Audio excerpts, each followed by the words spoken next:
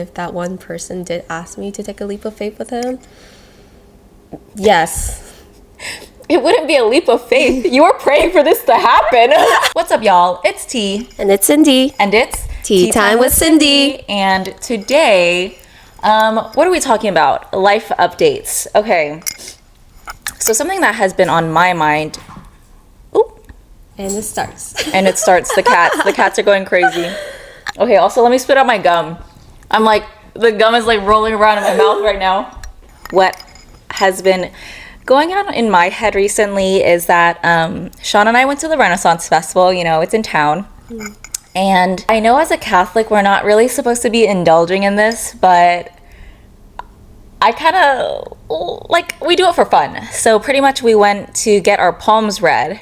And yeah, always in the back of my mind, it's just for fun. You're not supposed to take these things very seriously because, you know, as a Catholic woman, you know, God is the only one that can determine my fate and future, and, you know, he knows all, not my palms. So so that's what I try to think about every time I do this kind of stuff. And also personally, I don't want to say I've never been to a good palm reader, but you know, they always say very like generic stuff, so I'm never really like pressed about it. But pretty much she said that this is my second reincarnation, so that's fun. You're a baby soul. Wait, let me see your hand. Oh, Cindy, the devil's work. Says while she holds her hand with the cross on her hand. Oh, no. Wait, have you read palms before? A little bit, but it's more so I want to see like, cause Sorry, I'm sweaty because I'm scared. I'm nervous. Cause like you see how like the difference between like my hands and your hands and stuff. Like every time like anybody sees my hand, Show the camera. people say I have an old soul. Because like how many wrinkles are in your hand. So the more wrinkly your hand, the more it's supposed to be like the older you are. Oh, okay. Soul wise. That's why Interesting. whenever you see some people, they have like really smooth hand. They're like, oh, like brand new and all that. And yours is still very, very, very fresh and clean. Young. Well, okay, so she said your dominant hand is like how you will go through your life determining your own fate, sort of whatever. And then your non-dominant hand is your destiny. So your dominant hand is what you do, I guess, or how you act, or how you will try to, like she said, like you're writing your own destiny with your dominant hand.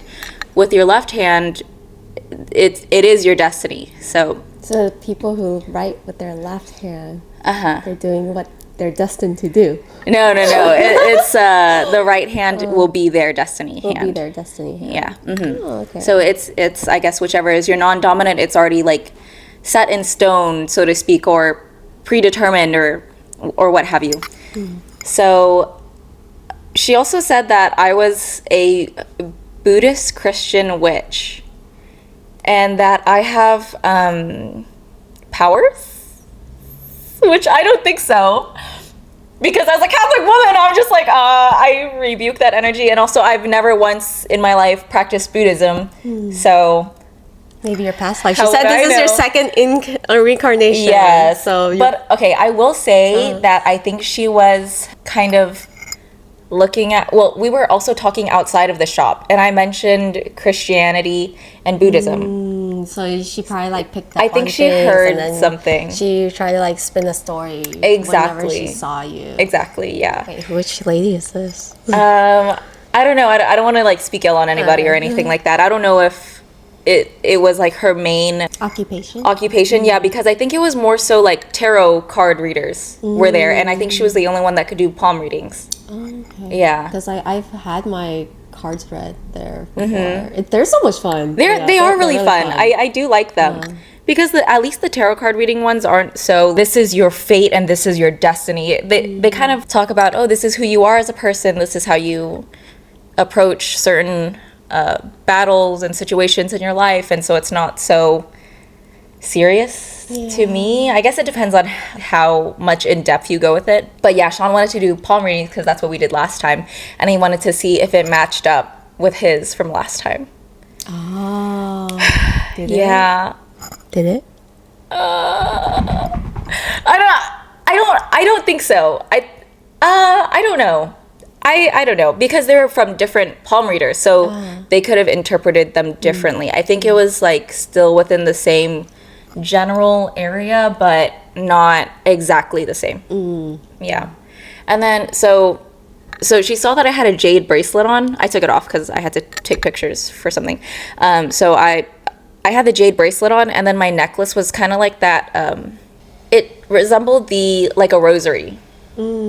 But it wasn't a rosary, because I don't think you're even supposed to wear rosaries as jewelry, is what I've grown up to believe. Yeah, I think unless you're like a priest or... Yeah, you're not supposed to wear it as like a necklace or as like a fashion statement or anything. So I wasn't wearing a rosary as a necklace. It was like a cross necklace? No, it wasn't even a cross necklace. It was like a pearl necklace, and then it dropped down and there was a heart locket at the end. Ah, okay. So it wasn't religious in any way, shape, or form, but I feel like she profiled me.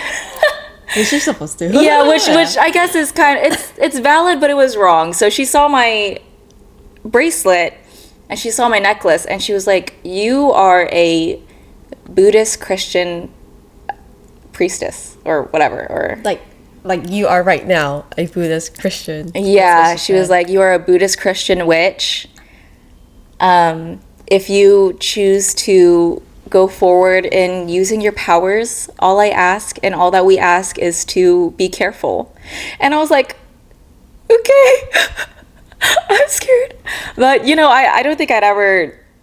No. I don't partake in any of that witchcraft kind of stuff, because... like as a Catholic woman, as I've said before, but it's not, something that I would want to partake in, although I do believe that stuff does exist. Yeah, and I think probably as far as I would go is like manifestation and affirmations. But that's as far as I would go. But it really got me thinking, especially because some of Sean's the things were kind of the same.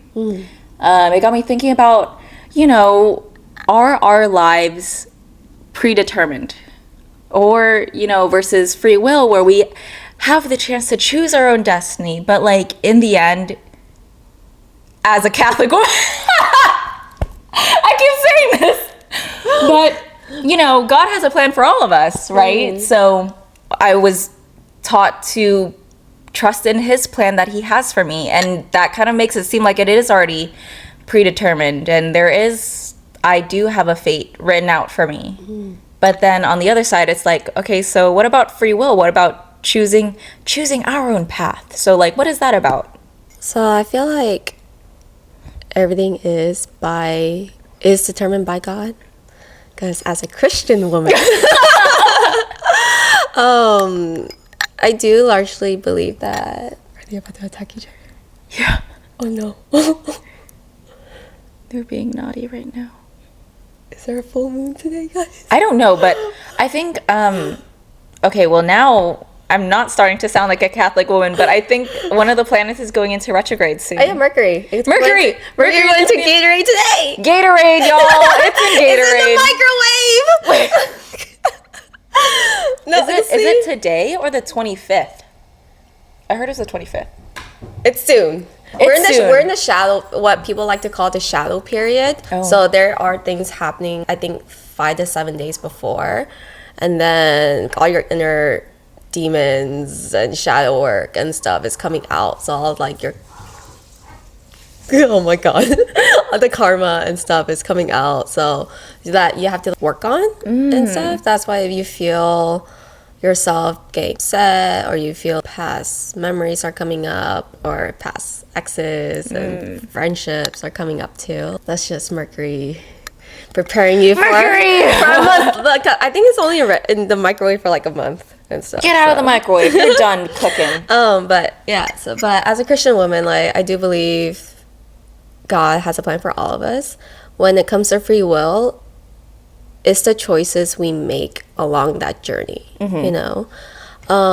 Yeah, because we can make choices along the way, but all of them eventually lead to that final plan. But I will say, I feel like, sorry, I cut you off. No, it's okay. But I just have this thought that is like growing in my head that, okay, so let me say it out loud. Let me see if it makes sense. I think we all have the potential, we all have potential to reach our, you know, ultimate fate, like our most highest self.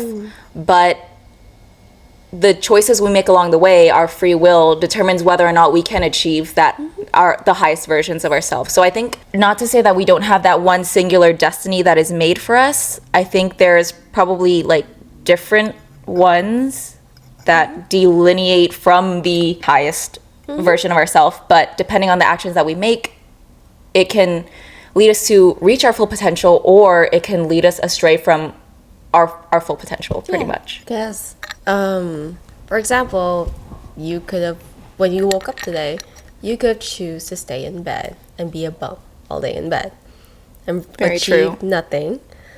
But you chose to wake up, start your day, and now we're here. And now we're here.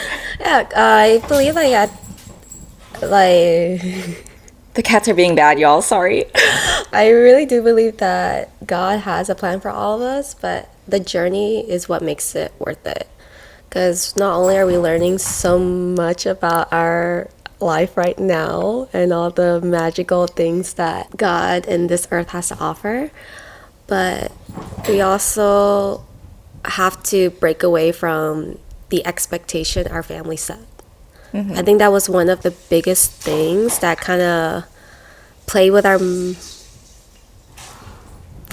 The cats have zoomies right now, and they're messing with my Christmas tree. Anyways, I believe that what we have to break away from is that idea and stigma that our family have on us. That's where the whole thing about free will and stuff, I think, start to stem from. Because when growing up, especially in Asian families and culture, we were expected to be doctors, lawyers, teachers. So we are so focused on doing that. But now you see so many people leaving their 9 to 5 because that's not what they're passionate about. They know that's not what they're meant to do. When you left your nursing career, like, you knew that was not what you are meant to do. That was what your parents, your family want you to do. Exactly. Because you know something inside you is calling you to do something else. And I feel that little voice that is inside you is God talking to you, or your higher self, your spiritual, whoever anyone believes in. That's your calling. Yeah. You know, so that's why it's always been said, the journey, you will get to the destination, but the journey makes it worth it. Yeah. It's scary though. I'm tired of the journey. Get to the point. Get to the point. I'm sick. I'm sick of it. I'm sick of having to learn lessons. Oh, I'm in the same boat too. Yes. No, like when I going back to the tarot reading and all, when I got my cards read this year, she said there's a lot of good. She's like, before the year ends, you're gonna get into a relationship. Okay. You're going to get proposed to and married. I'm like, it's November. I'm like the end of November. With what man? I'm like, girl, go get your money back. When she told me that, she lied. I'm like, where is this magical, mystical man? Because she said that before this year end, I'm supposed to apparently meet the love of my life. So I did try to go on a date a couple weeks ago. Oh! I was going to tell you. I did go on a date. He was a nice guy.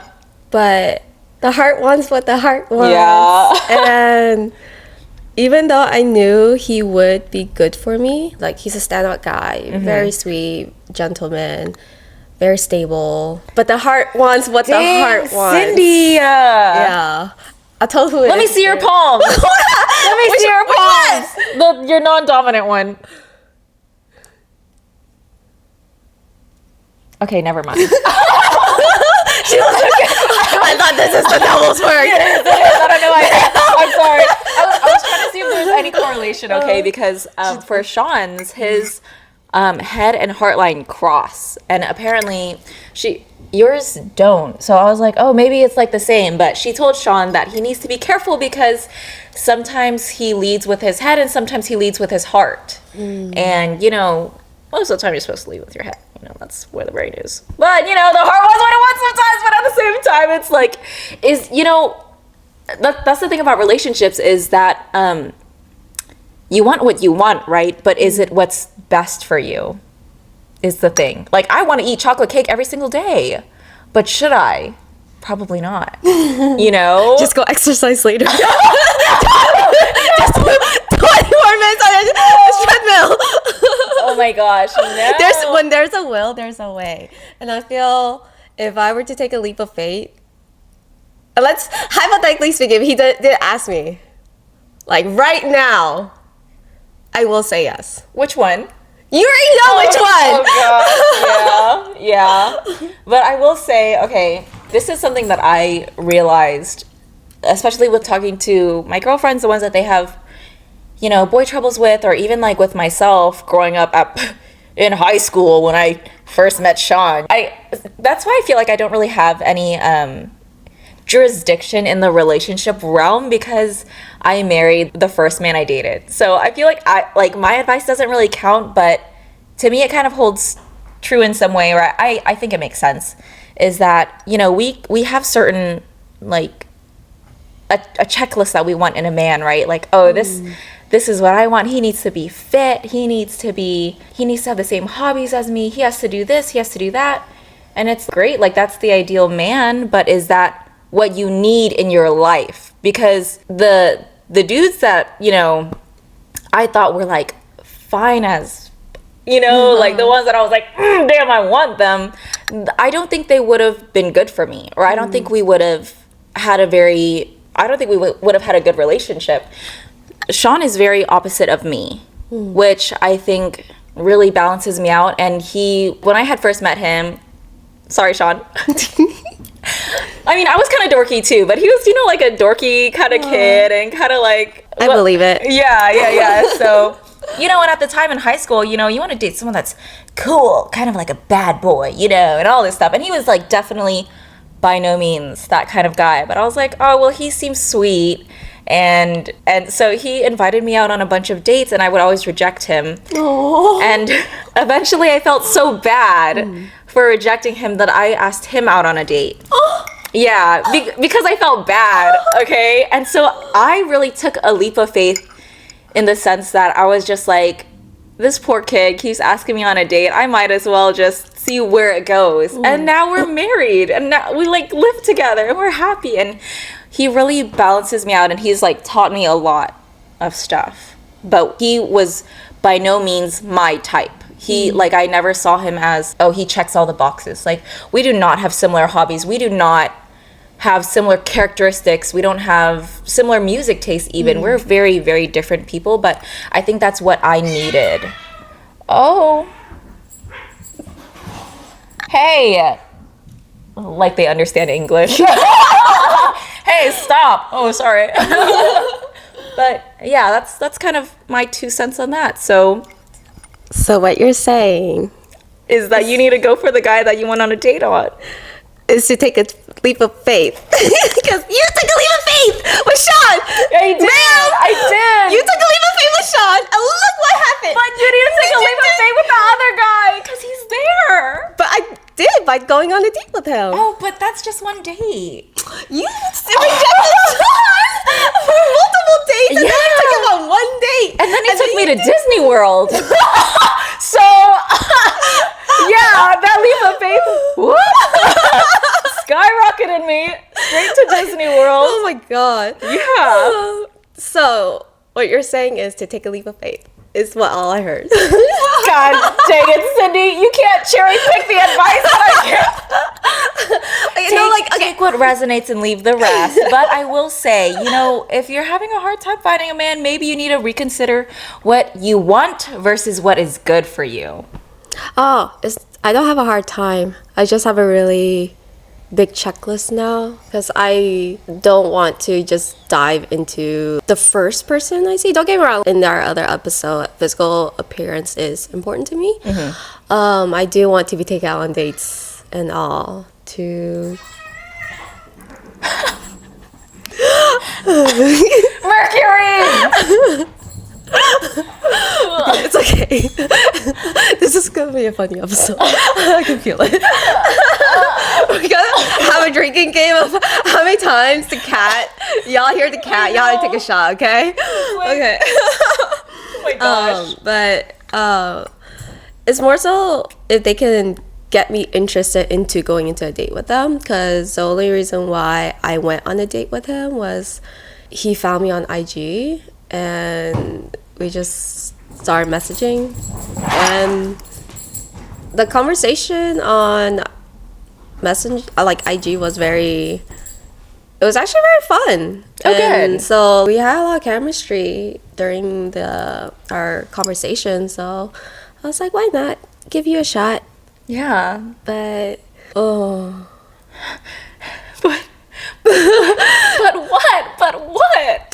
I remember where I met him the first time. Where? It was But what? But what? so okay. The second time we met was at your house, the night of BTO. You already know which one I'm talking about, right? Okay, Cindy has just revealed to me who it is. I'm not gonna say it, but Cindy, go for him! Go for him! Go to him now! But oh my gosh! I remember meeting him prior. Okay. Okay, sorry. We got sidetracked. We had a side conversation. We're back. Yeah. Okay, so sorry. We kind of went off on a little tangent, a secret tangent. So now we are back. Back to our scheduled program. But yeah, so I told him, I asked him how we met. I asked him, like, is this how we met? And he confirmed it. But yeah, he had that sense of familiarity, you know? Because, you know, like going back to the whole fate thing, do you know how, like, we have soulmates and twin flames and all, how we're all connected towards each other? Just have that sense of familiarity, right? I feel like maybe we had a past life together, kind of, and he just felt comfortable. Don't get me wrong, he felt really comfortable. I enjoyed our date, but You should go for him. Cindy! I know for a fact that Oh. I'm not meant to be with him. No! No. There's just something inside me, or like something like screaming inside me. But okay, another side note. Okay. Okay. So Okay. We're back. again. Okay. What's going on today? Mercury. Revealing things. But yeah, I feel Okay. like he would be good for me, but just something inside me just tells me it's not him. I'm not gonna end up with him. Okay. Because don't get me wrong, he's a good-looking guy. I would jump his bones. Oh! But She would jump his bones. have you seen his body? I mean, a little bit. Ma'am. Yeah. And like the mustache, I know I'm not a fan of mustache, but it works on him. He looked good. Yeah. I will say. Yeah, but He looks good. but it's just he doesn't really spark anything inside. Because I remember at the end of it, we hugged, and I remember like going into, just because he kissed me on the cheek, so, but then, I won't be friendly too and kiss him on the cheek too, but he kind of turned his head and tried to kiss me, and I just remember pulling back my head so fast. Oh. But I think that's just how you are naturally. You're kind of like, oh, what's going on? A little bit, maybe, but Yeah. I don't know if that bruised his ego or not. It probably did. Yeah, so I feel like maybe that also could, so. No! I mean, we talked, we kind of talked normally, but. Yeah.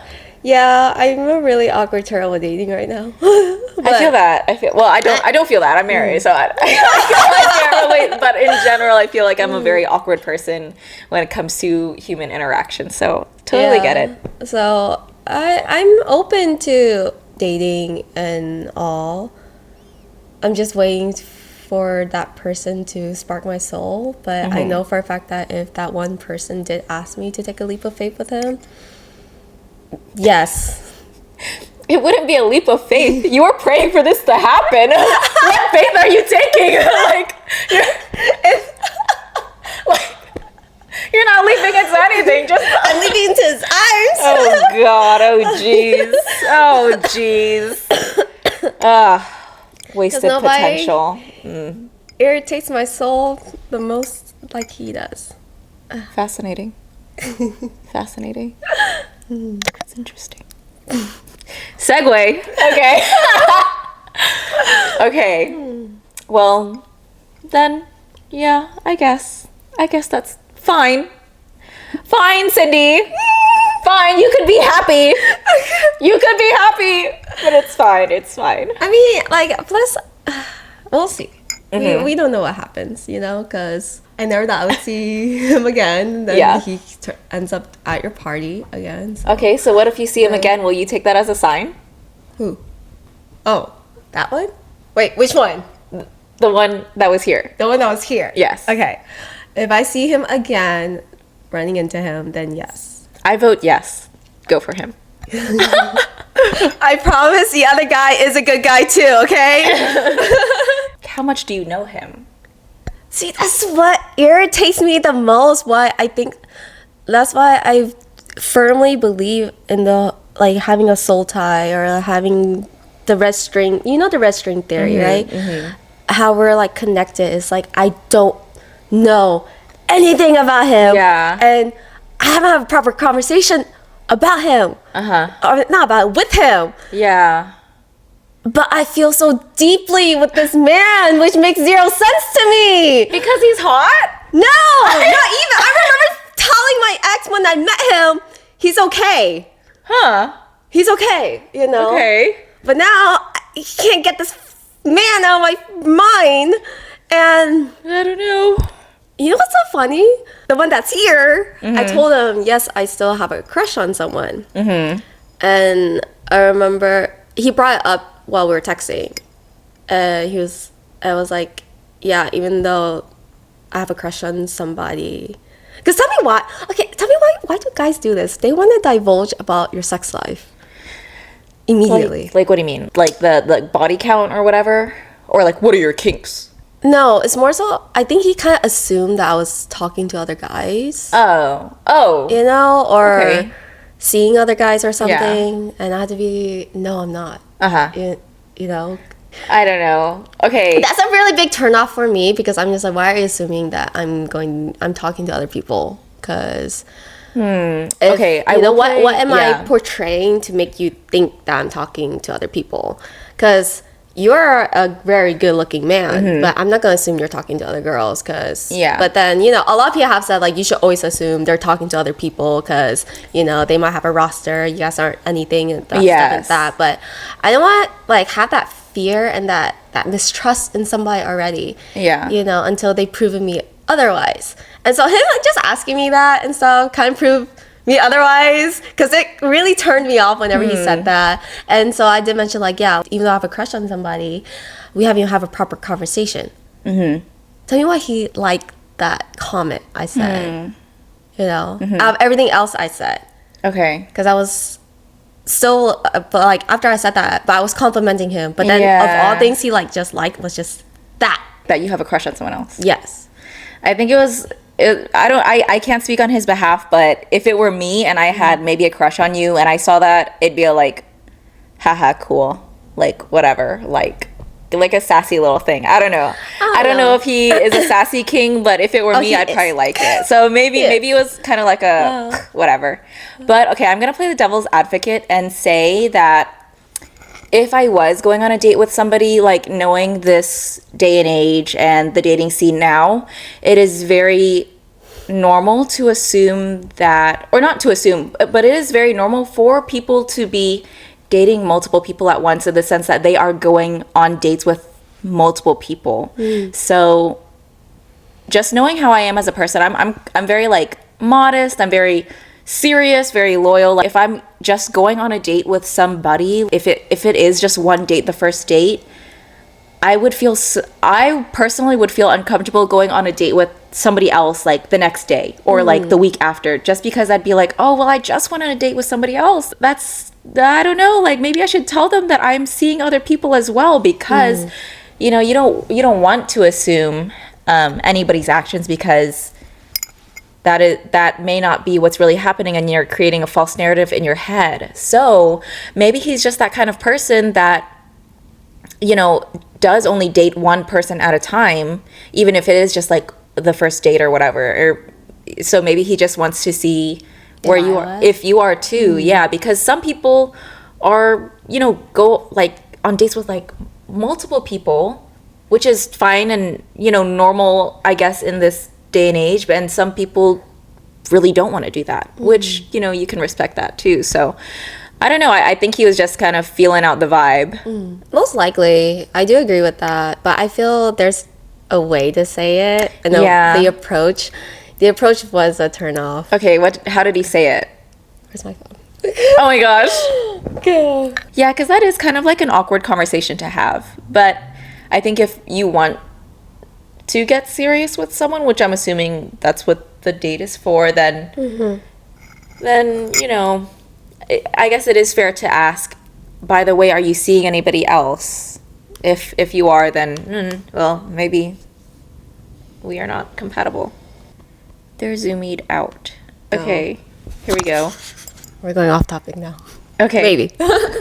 So what started the conversation out was, but you could be talking to other guys that need their bones to be jumped. I'm like, that's where I was like, it was kind of like a passive aggressive way of saying it. Yes. Or like not passive aggressive, but like it was like I want to know the answer, so I'm gonna like sneak it in there, but I'm not gonna ask directly. Yeah. Yeah. That like when he said that, I was like, so he could have. It was having a little fun exchange. Yeah, it was like flirty, and then he tried to sneak something in, and it was like, okay, well now I don't want to jump your bones. Bones unjumped. Yes. Bones are unjumped. Bones unjumped. Yes, bones are unjumped. But that's I mean, like there's like a way to do it. So there's a way to ask, you know, especially if it was just a first date. I mean, I get like some people do move fast too, especially if they feel the chemistry. Just sit me down and be like, hey, are you talking to anybody else? And be like, no. Yes. Just like ask me directly. I would rather it be direct. Yeah. Like I don't like passive aggressive or passive ways to get things that you want. Yeah. So the way he did that, I was like, he was trying to like sneakily get intel, but it was very obvious. Yeah. So I got me thinking, is he gonna do this with other stuff too, if he wants to find things out? Or because I don't do passive aggressive, I get aggressive if somebody becomes passive aggressive with me too because just say it to my face. Just say it. Like, what do you want? Like, that's what I say all the time. Not to say that Sean is passive aggressive, but you know, he's like a little kid sometimes, where it's like, wouldn't it be funny if we went to Dave & Buster's? And I'm like, do you want to go to Dave & Buster's? Just ask me. Like, just say, you know, like a little kid. I used to do this as a little kid, like, Mom, Dad, it'd be so fun if so-and-so got to sleep over. Like, that's the exact same face he does. Like, literally, it's just like, just like say, like, just say it. So I am a very direct person. When I want something, I'm just gonna go ahead and say it, and I don't really like have a filter and stuff, which I feel like turns people off sometimes. But, you know, I would rather be direct and open and honest than try to sneakily get information out or sneakily get something that I want when I could just ask. Because what I've learned in my recently developed frontal lobe is that, you know, it doesn't hurt to ask. And it's much easier and it is less heavy on the soul to just straight up ask than to just be sneaky about it. And it saves a lot of trouble and effort. So I agree. That's how I see it. I agree because think he's tired now with all the running. He's zoomed out. I agree. That's why I feel a lot of things could be solved quickly if you just say it. If you have an issue, especially in relationships, if you're still mad at me, just either you tell me why we're mad, or yeah, just tell me why you're mad at me. Don't do the cold shoulder. Don't be huffy and angry. And it's something that I had to learn in a lot of my relationship, that I had to grow and develop. I know past me was the toxic. When I get mad, I would throw a hissy fit, or I would do the silent treatment, but that got me nowhere. Yeah. It didn't fix the relationship. It's like exhausting to have to act that way. Yeah, when a simple conversation can fix everything. Exactly. You know? And when you said that you're so direct that it turns some people off, honestly, that's a good thing, because you would rather just be around people that can handle that value that directness and that openness, rather than be like, oh, that was so crass of her to do that. Like, she shouldn't have said it that way. She could have, you know, like, whatever. You got to the point. To me, I'm a very like no funny business kind of person, and I feel like people know that about me. It's just like no bullshit. I am a very no bullshit kind of person, and I feel like that is how I carry on about most of my life, even with my own emotions. This is something that I kind of noticed, because I've been hearing about it a lot, is like justified crashing out, which I feel like I do. Okay, hear me out. Okay, Can you put that in millennial terms? Okay, let me try. Okay, so I barely understand it myself, so maybe I pray I'm not using it the wrong way, but I think I'm using it the right way. So pretty much all my life, I thought that I had anger issues, but I don't think I have anger issues. I think I'm just a very emotional person. So when it comes to situations, you know, like bad situations where I'd be upset or angry or sad, I'll be upset like that, you know, at the situation, but it would last for like 5 minutes, and then I'm done. And then it exits my body. It's like a cathartic moment. And so I would process all of my emotions right then and there in the moment. To other people, it looks like I'm crashing out. Like, I'm like, oh my God, this sucks. What the heck is happening right now? Like, hello? Wow, so many interruptions today. Mercury! Okay, so backtrack. Like, I would crash out in the sense that in the moment I'd be like, what the heck? Like, that's so unfair, or that's not right, or I'm angry, and oh, like, this is so frustrating. And I would, okay, like, that's kind of bad. Like, I shouldn't be acting like this sometimes. I get it. But like, that's how I would act for like 5 minutes, 5-10 minutes. And then afterwards, I'm not even upset anymore. Like, it has left my body. I think in the process of me verbally saying, you know, I'm upset, expressing myself, like through my actions, through my words, in that moment, just dealing with the situation in the moment in that way, afterwards, like my brain would be cleared of it, and I wouldn't even be upset about it anymore, or it'd be water under the bridge. Like, yeah, that happened. Like, time to move on. I'm very much a time to move on kind of person. Like, I don't dwell on the situation for days, weeks, months on end. You know, if I have a situation at hand, I will feel the emotions and then be done. So that's how I see justified crash outs, because it seems like I have many crash outs often. Like, if I'm upset, but it's just, you know, that's just how I process my emotions. And for the longest time, I thought I had anger issues or something, but it's just, I don't think that's what it is. I think it's just that I process them really fast and in the moment, and then I move on so that I can just move on to the next situation at hand or solve the problem. Because I feel like I am a very solution-oriented person.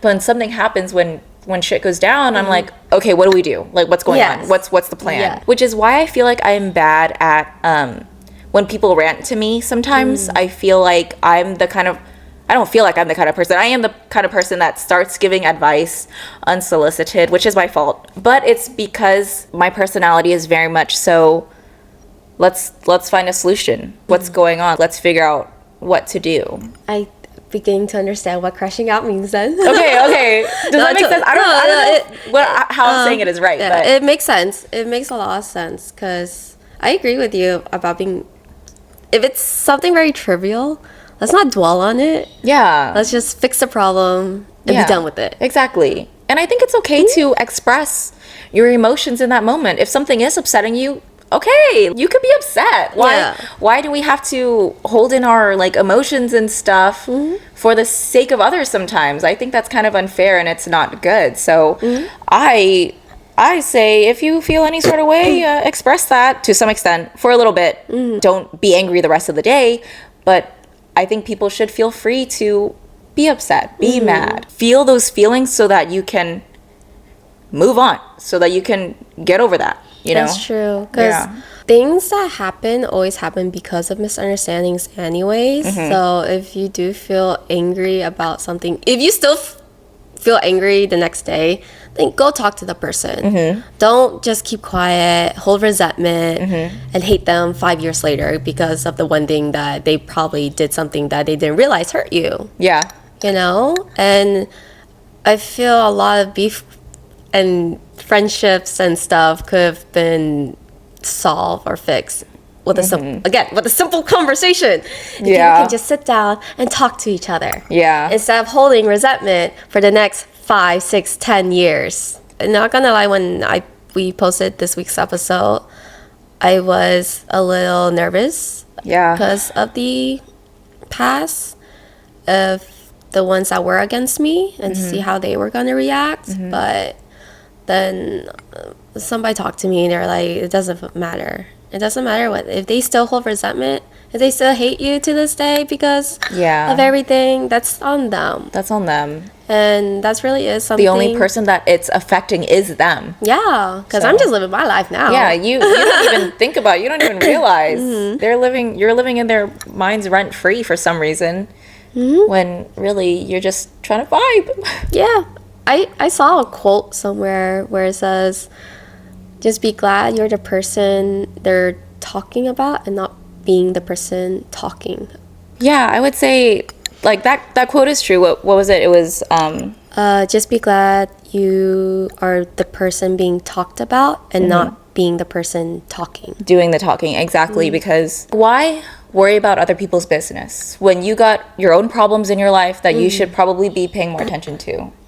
That's something that I don't know exactly how some people feel about me, but I've gotten hate comments on some of my videos before from people that must have known me. And I'm like, dang, like I don't even, well, they didn't put their real username, but it was like, I don't even know you. I don't even think about you. I can't even imagine who this is because I never felt this way about any of my, classmates or coworkers or whatever. So that like jarred me because the comment very much insinuated that they knew me. But I had never felt, I don't remember having beef with anybody is the thing. So I was like, oh man, that feels weird that someone doesn't like me, but I don't know who it is or why, and I don't not like anyone. So it was just, it's a weird feeling for sure. But going back to what you said about holding resentment and all that stuff, another thing that I realized about myself, which is bad, which is like a negative trait that I need to work on, is my sister told me one time that I am like the most unforgiving person. So, the whole forgive and forget sort of thing, like I'm quick to forgive, but not to forget. Because I don't think you should forget the mistreatment that people have done against you. But then I always try to. I know, they're so cute and what was I gonna say? Because I'm very quick to forgive people and to I guess try to explain why they've done this in my own head. If someone wrongs me for some reason, to me I'm like, man, they must be going through something. Like that, whatever they're going through right now is making them act this way towards me. And while I try to forgive them in that sense, I can never forget about it. And then it does create some sort of resentment within me that I hold against them. I really, really, really try not to. And I try to like see from their perspective why they've done this. And you're right, it could be easier just to talk to them about it. But confrontation is hard. And sometimes it's maybe not as big of a deal as I'm making it to be, because okay, they did this action, maybe I'm just taking it too personally. So those are the thoughts that always like go through my head when I feel like someone is slighting me in some way, shape, or form, is that I'm like, okay, are they going through something? Or was it me? Did I do something? No, I couldn't have. I'm so fun, and you know, I don't think I did anything wrong. But and then also at the same time, if someone has a problem with me, like I am very open to criticism. I wish people would tell me if I was doing something wrong or if they don't agree with me or something like that. Like I'd rather people be honest with me than just validate what you say, what I say, and then turn around and say something else. Yeah, instead of like that's like talking behind your back, basically, or that's or really just trying to be nice when it's like you don't have to be nice to me. I would rather you be honest and open. So yeah, that's something that I realize that I do is I'm very forgiving of people, but then sometimes, like how we talked about cutting people off when they don't serve, you know, a good purpose in your life, or, you know, sort of fulfill you in some way, shape, or form. And it's like I forgive all these people for all these things that they've done towards me because I want to forgive them for my sake. But then it's like, do I hold on to them? Or like, should I hold on to them? And it's like, yeah, like let me hold on to them, because if I've hurt someone or offended someone in some way, I would want them to forgive me and keep me in their life. And I guess that's why I act the way that I do, is I try to be as gracious towards others as much as I can, because I want to be shown that same grace, because I think people see me in a light that is not always good. And I want more people to realize I am not some like bitch. Because, you know, that's always the first impression people say that they get from me, is that I'm like, and so yeah, I guess that's why I am, that's why even like first impressions for me,